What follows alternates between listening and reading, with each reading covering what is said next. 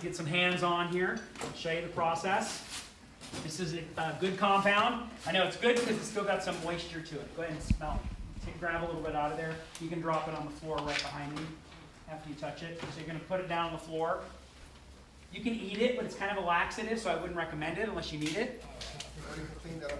It's all organic. It's green. It's freaking sawdust. It has the CRI's approval for product use. It's very organic. We're literally, okay, we've pre-vacuumed the carpet, right?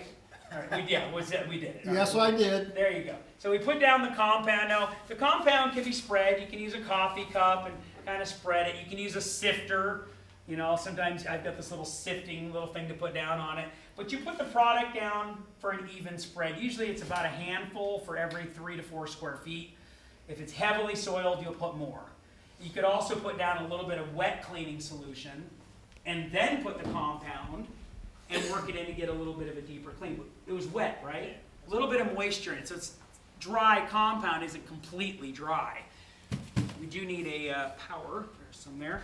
So this is the machine tray that this machine rests on. You always want to keep it and return it to this tray when you're done using it, so that the tray brushes don't, or the brushes don't go flat on you.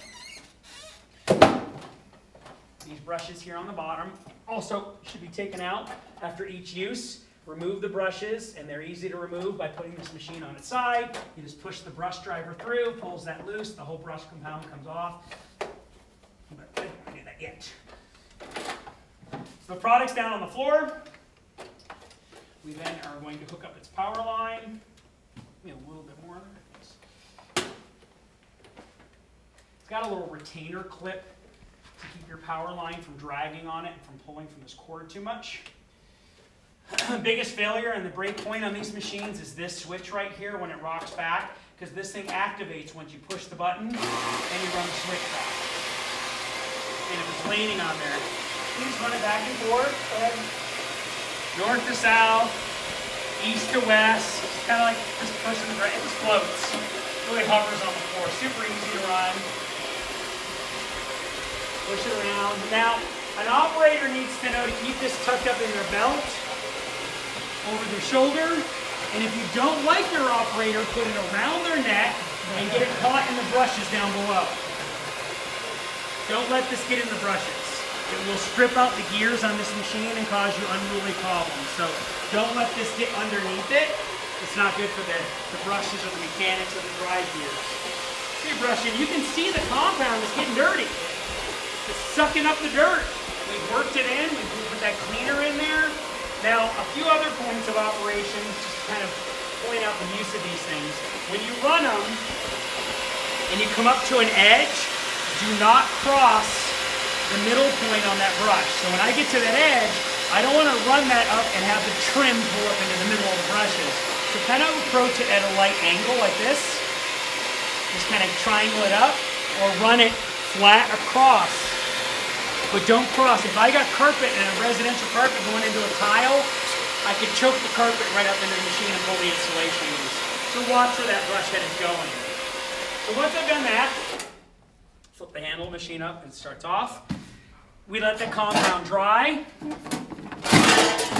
Usually give it 5-10 minutes. In a drier climate, it's going to dry out even faster for you. I'm going to take that. And it actually goes on the front of the machine. You always put the wheel drives on these machines. This has roller casters. You want to put it on this side where you're pulling against the switch. If I put it on this side like that, it actually activates before I even wanted it to, even haven't hit the button. So it's better to put this side of the wheels on that side. So go ahead and put that on there. It clips on the very bottom, little pieces. So clip those little clips on the very bottom.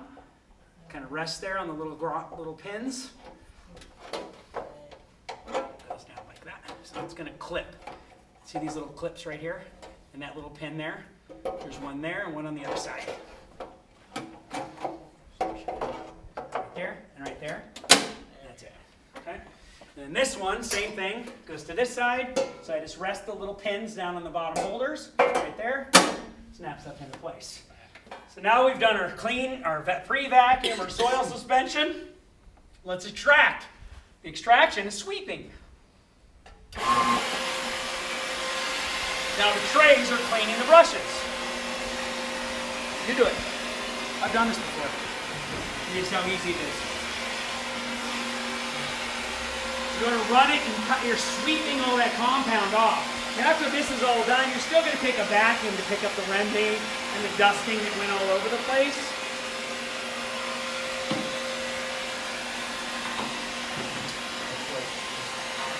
The flow, it's easy. It's not hard, is it? Now this is low moisture, the lowest moisture system we call dry compound extraction. You can clean a sisal rug. If I wanted to clean my silk antique carpet over there, I wouldn't use the machine, but I could just do it by hand with a horsehair brush. And then blow it off with an air compressor when I'm done if I want. So it's a delicate, appropriate technique. This compound is slightly acidic, so it's not alkaline, it's not going to cause browning on cellulosics. It has a light detergency in it.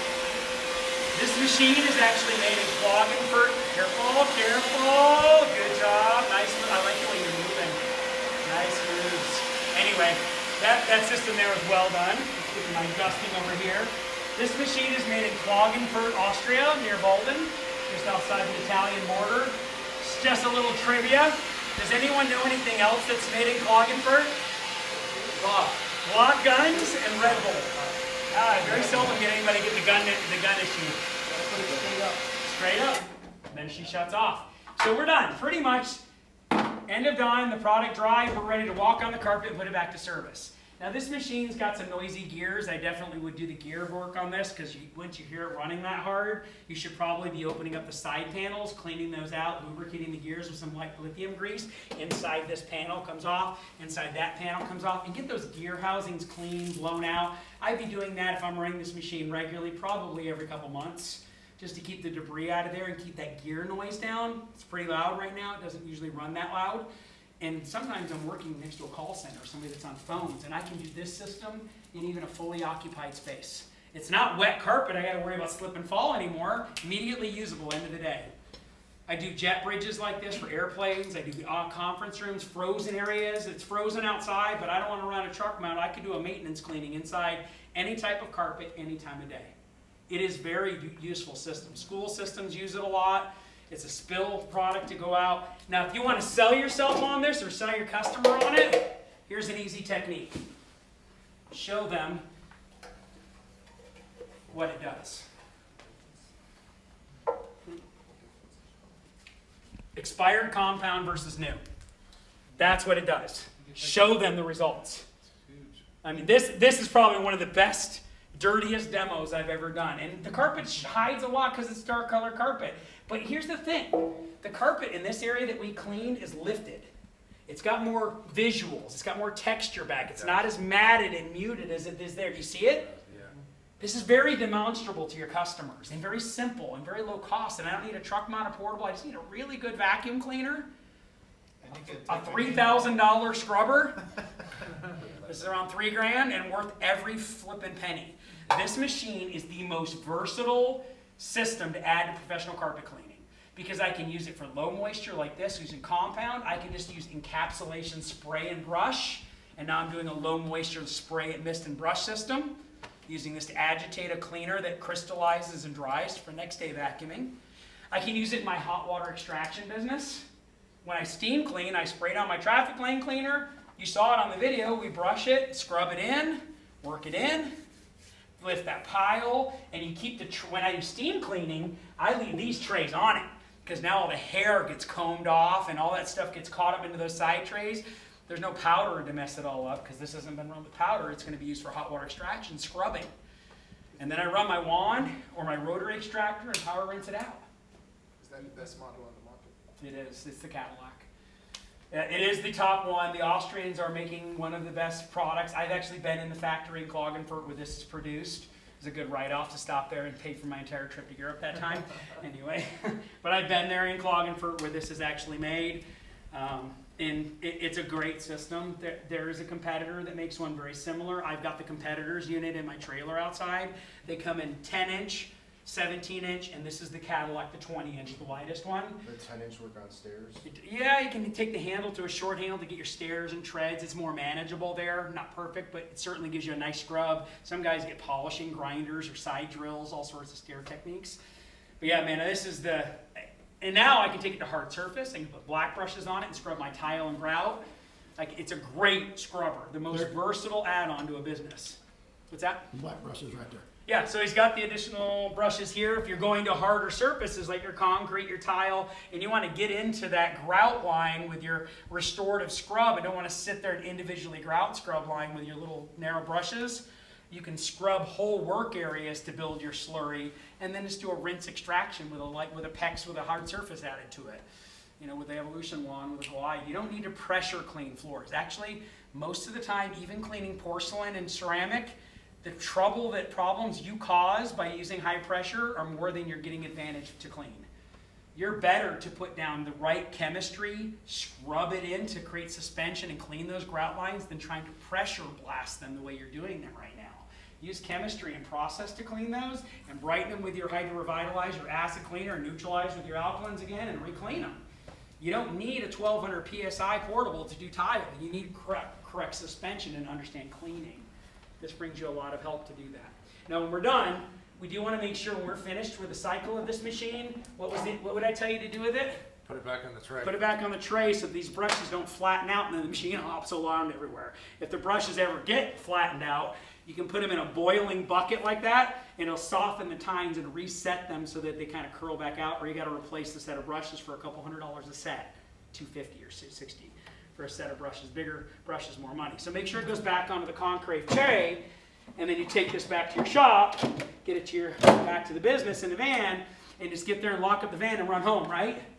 No, you clean the flipping machine. Take the brushes out at the end of the day, so when you're all finished, you get back to the shop where you can clean and cycle it. You take the brush head off, pull the shaft out, remove both of your brushes, wash these down, take them outside, wash them with a garden hose, clean them all out, shake them out to let them dry out. I let them dry off the machine, wipe down the bottom chassis of the unit. Clean machines are happy machines. That way when this goes into a new job, my customer sees not a dirty thing, but a clean thing and a respected thing that's been serviced and taken care of. But cleaning that out is whose responsibility? The operator, not the guy that has to go use it the next time and wonder why it didn't get cleaned.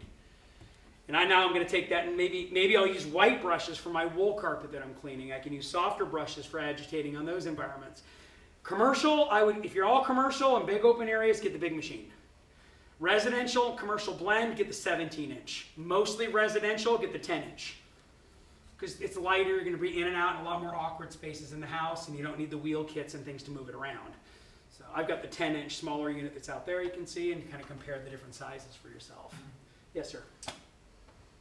Roughly how long should you let it sit? 10, 15 minutes. So The more humidity in the air, probably the longer you're going to need to let it evaporate up into the compound. I would say 10 to 15 minutes is typical. For ultimate, until it totally dries. That could be, hours in some environments, like if I'm doing a sisal rug or something where I heavily put it on there.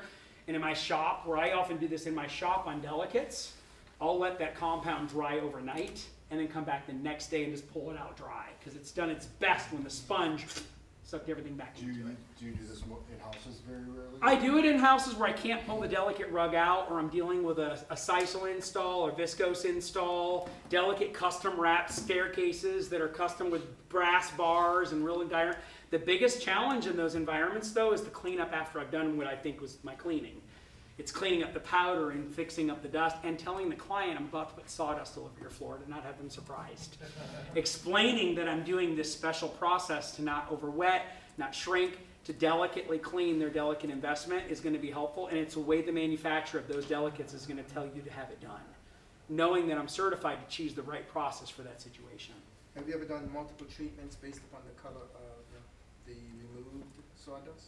I'll go down to getting better compound. Generally, if I'm getting an improvement on commercial, I accept that. But if I'm doing a lighter colored wool, nice, real light colors, I might do it again. If I'm seeing that dramatic of a difference on the compound that's expired, I might do it again to pull some more out from the, again, this is top-down cleaning versus bottom-up extraction cleaning.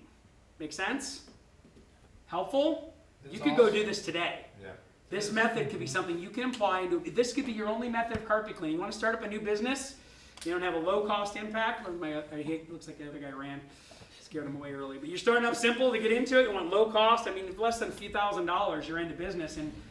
But you can't do every job. Yeah. If this was saturated with urine or major bile or bong water everywhere, this is not the fix for that. So maybe more upkeep?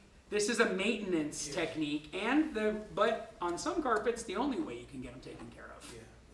And tomorrow we'll use this and talk about it as an encapsulation machine where it's used with a liquid sprayer foam, not the powder, that you brush in. Then that has to take an hour or two to dry, and then that gets vacuumed the next day. But you don't see the crystals or any of the residue. It just looks like clean carpet after you sprayed and mist and brushed it. So you go back and you vacuum the next day? Yeah, or you make sure that the facilities team is aware to do a very dedicated vacuum on the areas that I professionally serviced. Or that you had a cycle of doing in-capping on that hallway or on that entry area once a week or once a month that you're doing, that the next day needs dedicated, really focused plane vacuuming, not just a quick backpack. Get a beater bar on there, get some movement to really pull the soil that you've prepared for dry removal by encapsulating it, which we'll go over tomorrow when we get further into methods. What's the name of that unit? Go ahead. What's the name of that unit again? Our acronym for it is a CRB, counter rotating brush machine. This particular model is the Brush Pro or TM4 that this company makes them. Brush unit on it tomorrow. Okay. But again, I would sit for the mid or the smaller for residential to commercial. I have one employee that loves my 20-inch unit, but his name is Jake. Jake, what are you wearing? Jake, he always wears khakis. He's always wearing shorts, even in the dead of winter. Customers like Jake is about the way he does the stairs. How come she always calls you back, Jake? She likes the way I do stairs. Oh, hello, Jake.